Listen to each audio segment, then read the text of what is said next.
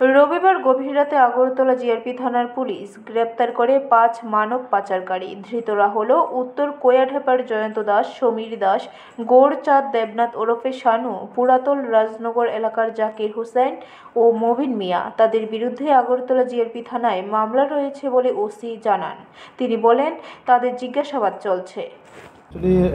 গতকালকে আমরা মোট 5 জন কে অ্যারেস্ট করি হরিহরদোলা বাজার থেকে। তো অ্যাকচুয়ালি তারা আমাদের এখানে 2টা কেস আছে যাতে তারা ইনভলভ আছে এবং বাংলাদেশের যারা আসছেন মানে অবৈধভাবে বর্ডার ক্রস করে আমাদের রেল স্টেশনে বহিরাজ্যে যাওয়ার চেষ্টা করছেন তাদেরকে হেল্প করতো।